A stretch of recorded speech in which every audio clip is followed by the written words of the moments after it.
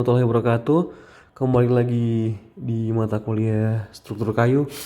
Sebenarnya ini awal dari mata kuliah struktur kayu. Selamat datang. Jadi kita mulai saja. Jadi struktur kayu itu kita tulis saja struktur kayu itu ya sama seperti struktur baja, struktur beton dan lain-lain itu ya analisanya ada dua ya. Analisanya itu ada truss, biasa lah ya, truss, dan ada beam atau portal ya. Nah, ini dua-dua ini seperti kita pelajari sebelumnya di statika bahwa dua ini analisanya beda. Yang mana kalian ketika menganalisa truss itu tidak sama dengan menganalisa portal karena truss hanya mengakomodir gaya-gaya apa? Eh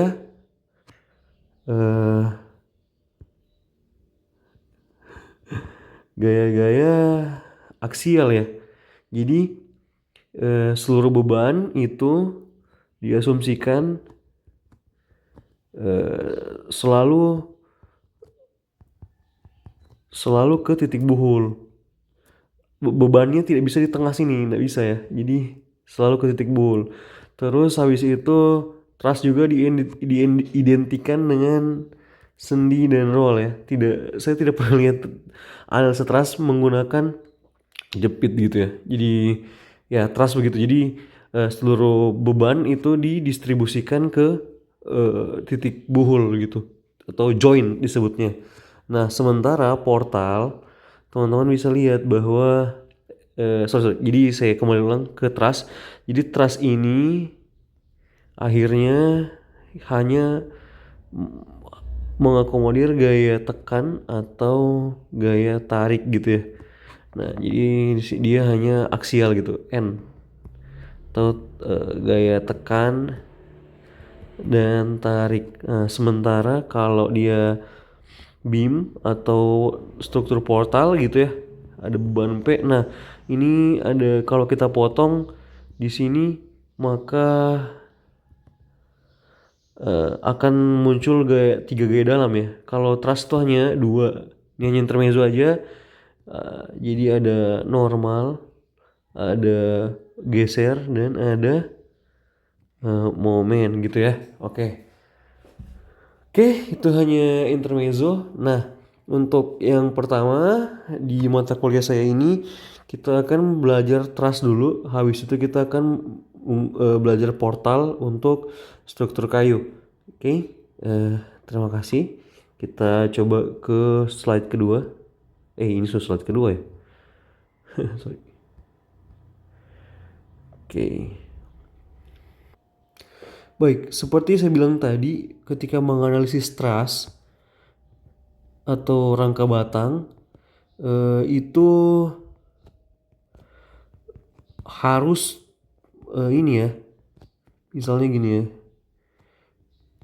harus menggunakan mektek ya, atau mekanika teknik. Statika bisa juga ya banyak. Jadi teman-teman bisa menggunakan berbagai macam metode untuk menganalisa truss. Itu ada join, method of join, sorry. Method of join. Orang biasa bilang Ritter ya. Jadi terus ada juga metode potongan atau method of section gitu ya. Ada juga force method atau metode gaya gitu. Nah, dan yang terakhir itu ada metode kualitatif. Orang biasa pakai itu Cremona ya. Tapi ini saya jarang pakai ya. Saya lebih suka pakai ini karena dia lebih ini dia. Ini method of join atau method of section atau force method. Ya karena lebih alamiah saja. Jadi nanti contoh-contoh soalnya kita akan gunakan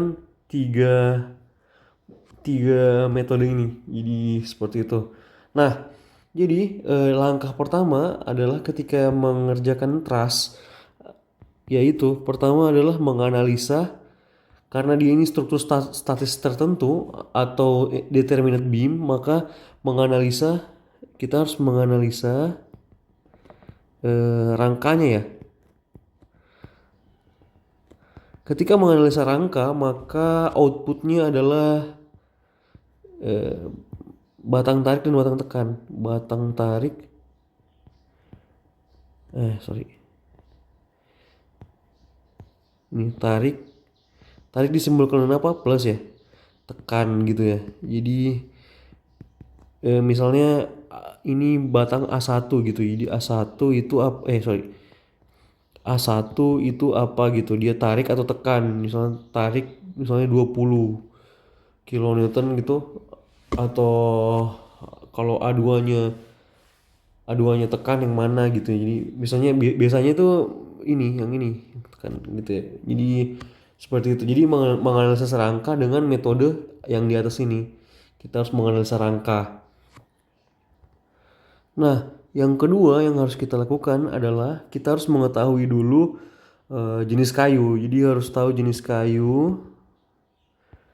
Apa yang harus kita ketahui dari jenis kayu itu adalah yang pertama itu kualitas kayu, kelas kayu ya. Kalau bisa dapat G-nya juga. G itu berat jenis kayu gitu ya, berat jenis kayunya. Gitu itu lebih bagus. Nah, itu kita ketika dapat jenis kayu, kualitas kayu, kelas kayu, nah itu lebih bagus. Kita akan ke langkah selanjutnya itu langkah selanjutnya atau langkah terakhir itu kita akan mengecek tegangan ya. Tegangan izin kayu gitu ya. Nah, kalau dia ada tanda atas begini berarti tegangan izin ya, ingat. Tegangan izin kayu. Eh, Satu menganalisa rangka, dua jenis kayu, dan yang terakhir itu mengecek tegangan izin kayu. Tegangan itu akan saya jelaskan selanjutnya. Baik, ini tegangan izin kayu itu terbagi beberapa macam ya. Ada ini disebutnya tegangan LT gitu ya, atau tegangan izin lentur gitu ya. Saya tulis semua aja dulu ya. Baik, ini ya.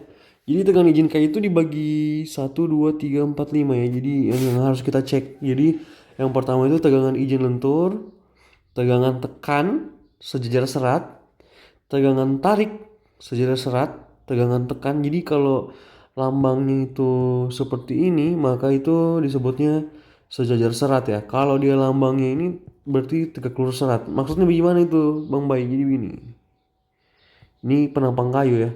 Jadi, nah seratnya itu kan gini misalnya tuh. Saya ini seperti itu ya. Nah, sejajar serat itu sejajar dengan seratnya. Kalau tegak lurus itu ya tegak lurus dengan serat gitu maksudnya ya. Nah, tegangan tekan ini akan kita cek semua nanti. Oke. Ini syarat-syaratnya. Jadi sudah saya bilang tadi bahwa setelah kita mengetahui ada tegangan izin kayu, setelah itu kita akan menentukan nilai G ya, menentukan nilai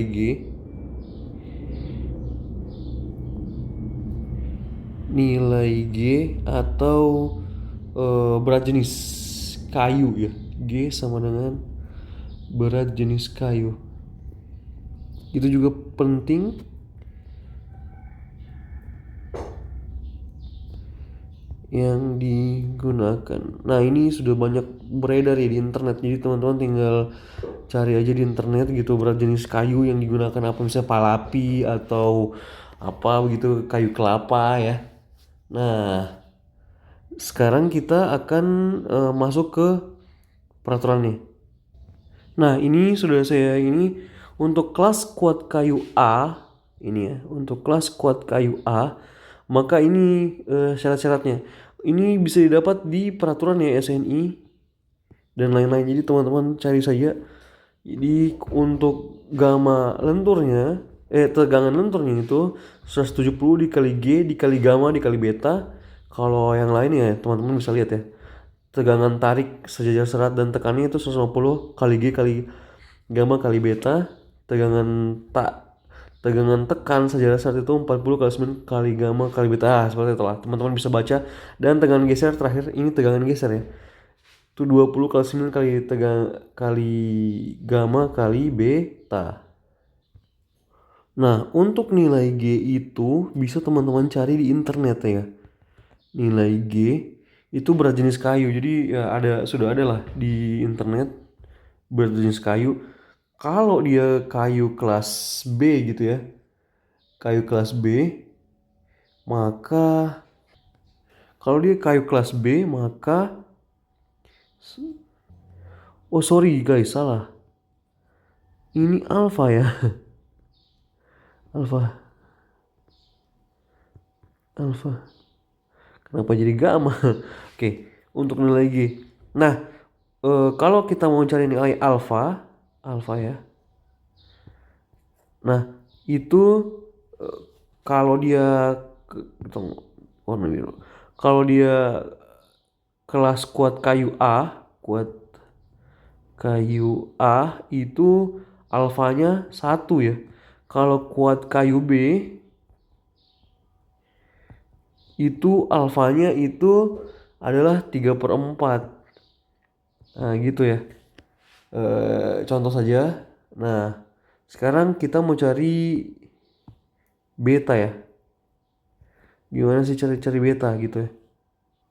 Beta itu kita tentukan dulu apakah struktur terlindungi atau tidak gitu ya. Jadi misalnya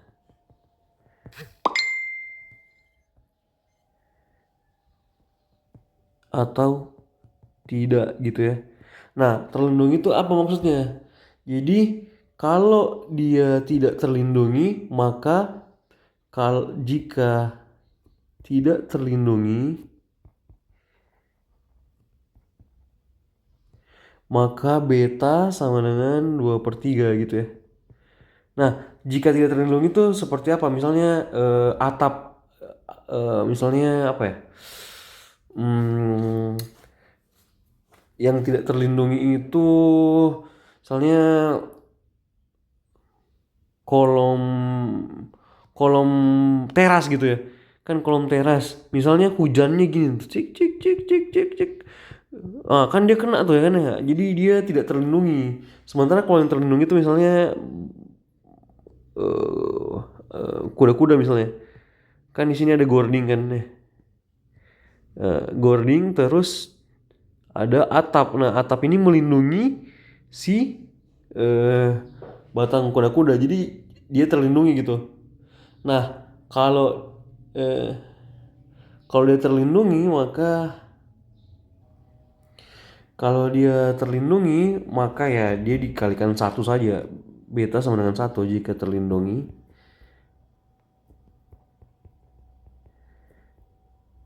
Maka beta sama dengan 1. Nah kalau dia misalnya ini ada yang ketiga lagi nih. Jika tidak terlindungi,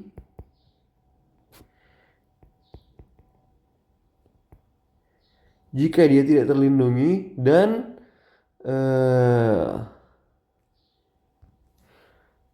cepat kering gitu ya, maka nilai beta itu sama dengan 5/6. Maksudnya tidak terlindungi dan cepat kering apa? Jadi jika kayunya teman-teman itu di tempat terbuka ya, kayak contoh apa ya, misalnya dia jadi sebuah tiang bendera misalnya kan ya, dia tidak terlindungi dan dia juga kena matahari ya, jadi cepat kering gitu. Jadi pakai B 5/6 gitu, jadi seperti itu. Nah ini maksudnya apa sih alfa beta ini ya? Jadi eh, semakin jelek kualitas kayu, intinya adalah semakin jelek kualitas kayu maka tegangannya akan makin kecil ya, tegangan izinnya makin kecil. Semakin kecil tegangan izin maka kekuatan kekuatan kayu harus besar dong ya. Kekuatan kayu harus besar karena Ya, maksudnya eh sorry saya salah ya. Ada harusnya dikali gamma lagi di sini ya. Makanya kenapa dikali gamma. Jadi kita satu lagi nih gamma. Gamma itu apa gitu ya. Nah, kalau dia strukturnya ada beban ada beban sementara gitu ya. Misalnya ada beban tukang atau apa, maka eh gamanya itu sama dengan 5/4 kalau ada struktur sementara untuk beban harus untuk beban sementara gitu ya.